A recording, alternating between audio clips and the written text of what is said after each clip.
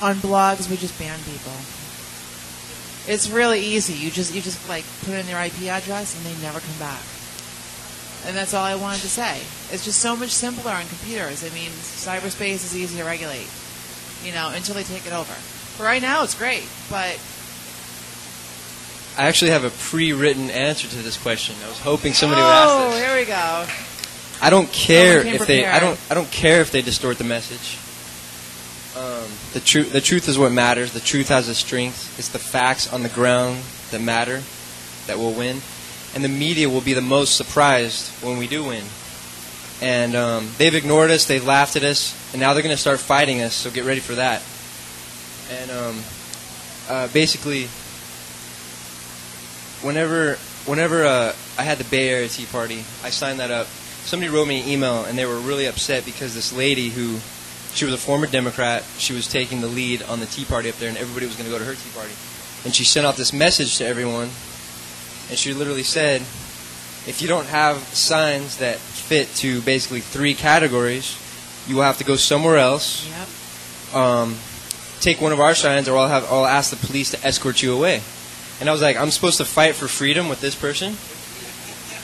So my thing is always, I don't care what the media says about us.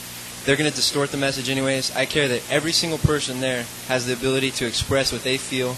The police, they were on the scene. They were there when there were left-wing protests against the war, when there were signs of Bush is Hitler, everybody on the right is Hitler. The police know that we are more civil. The facts on the ground speak for themselves. We don't need MSNBC to proclaim our truth for us, because whenever the truth is there, they're nowhere to be found. So I'm not really. When the light shines, the darkness cannot comprehend it. So I'm not really worried about what they have to say. No, I just, yeah, really. Branding is important. I don't know do we have like a logo or anything like that? I mean, like an official logo. There's the National Tea Party logo that we used to put on the top of our flyers. That's that whole silent majority, no more, with the with the tea bags and all that. Oh yeah, he's got the Gadsden too. Yeah, I think the symbolism is really important, as well as sort of the identification of people that can use the corporate branding. Corporate branding. So the one done by Tax Day Tea Party, now they call themselves Tea Party Patriots. They did one that says "Silent No More." In other words, we're the majority. Silent majorities, no more. So that was one that got. At first, it was my friends from Tea Party. They were all over the news in the first week, and then it was Tax Day Tea Parties.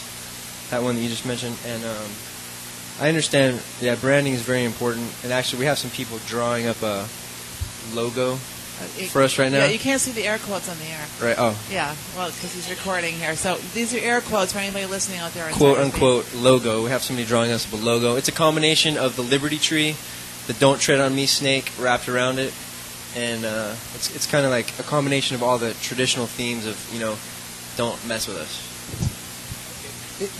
Dave's got a question, then I got one after that. Thanks for what you did. Who were those speakers that you had, and what kind of response which speakers got the most response? What were the topics where the crowd really got into it? So we had a number of speakers. Mostly we just chose people from the group. So I went first. I talked for about 10 or 15 minutes, mostly about sort of the roots of the crisis.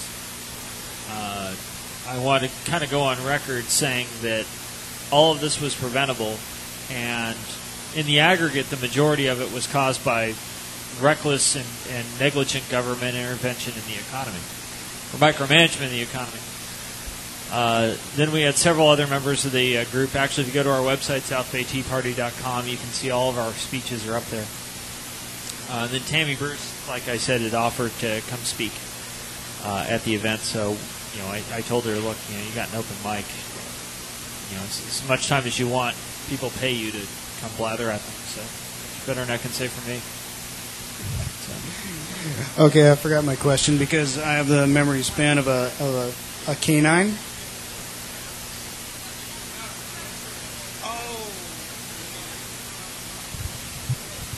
I guess you could say my main speaker was retired Brigadier General Richard Pierce.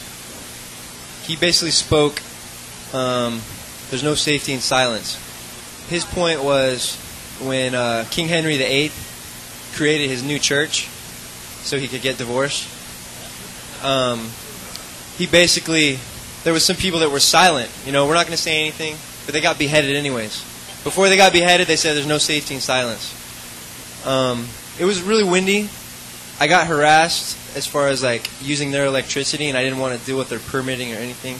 So we had a bullhorn, and basically the only thing I said, I just went up there, and I just read one statement.